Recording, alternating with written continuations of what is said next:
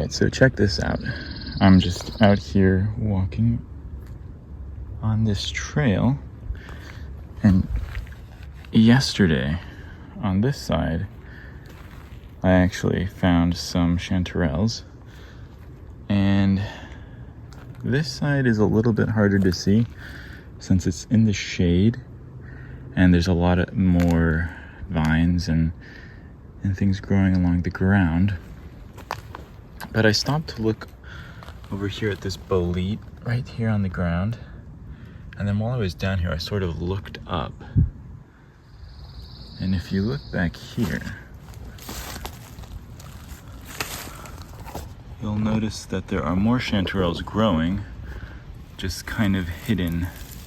I only see a couple, but just among these vines, and these are pretty old. It's been raining pretty bad. I mean, this one's pretty much slime. This one might be okay.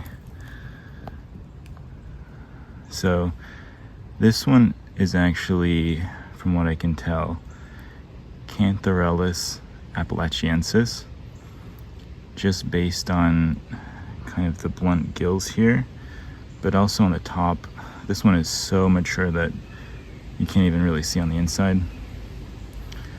But if you look in there, they've got these kind of dark spots, or a dark spot I should say, in the center of that cap. But just noticing the color here, and then of course, let me smell this. Yeah, it doesn't really smell anything. Might not even smell that great, to be honest. It's kind of in a wet area. These can kind of are more prone to rotting. I don't know if they're, look over here.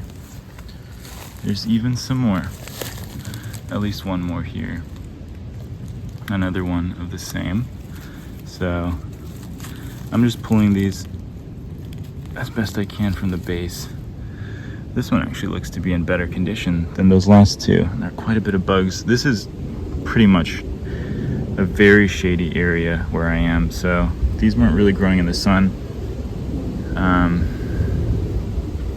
Yeah, I'm just looking around if there's any more. But yeah, these are good finds. I mean, they're not, you can tell their age. They're kind of, their caps are pretty flared out, and they've got those false gills that when you kind of go and touch them are actually part of that entire piece here. They're not a separate thing. But yeah, Chanterelles appalachiensis here in near Charlotte, North Carolina, actually. So pretty much one of the, oops, dropped one. This is pretty much the last of, this is what, like second or third week of June. They don't really, you won't really find them any later than this. This is about what you're gonna find a couple weeks into June here.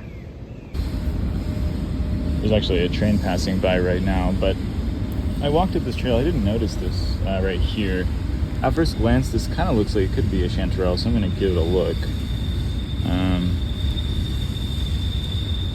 Yeah, look at that. It is growing so strangely. So it almost looks like it wanted to be two, and as though we were going to split right there in the middle and kind of grow out, growing in a cluster of two. But this one I just saw. I didn't even see this one earlier when I was walking up. These can be pretty good at hiding. And let's take a look at the flesh here.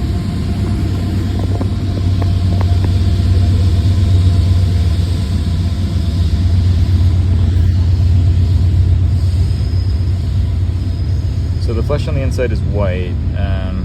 That's a very telltale sign of chanterelles. But this one is just so buggy. I mean, look at these maggots growing out of there. This one is, it's been raining so much. These have just gotten so rotten.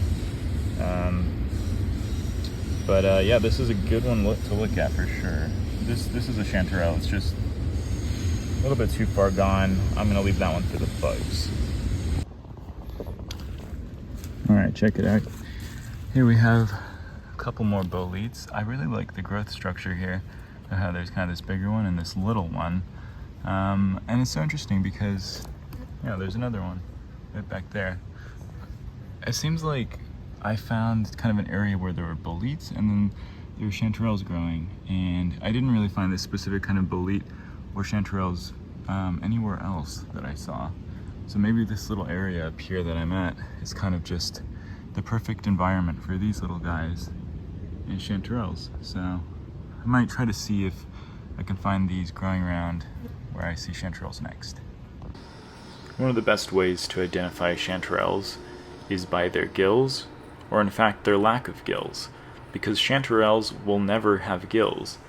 They actually have false gills that are decurrent, which means they sort of run down the stem of the mushroom, but they're false gills, and if you kind of mess with them, they won't fall apart like true gills will.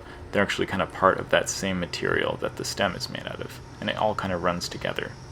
The mushroom itself can range from a variety of colors depending on the specific species, but it's going to be anywhere from a peach color to a flowery orange. This specific species of chanterelle is pretty yellowy, and then they're always going to be white on the inside. You'll usually find them growing individually or in 2s and 3s from the ground, and that's kind of a telltale sign they have chanterelles, is if they're kind of a single chanterelle and then you look around, kind of like I did, and you start noticing them popping up kind of in the landscape. That means you might have a little patch there, and then you can just visit there next year and find more.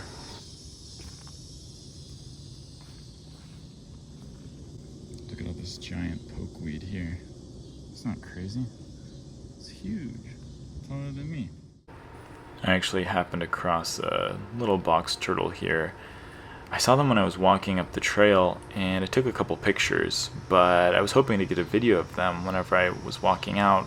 I checked the spot where I saw them, and they weren't even there. So I guess they're faster than they look. They were kind of basking in the sun when I saw them, so I was hoping that I could get another look at them.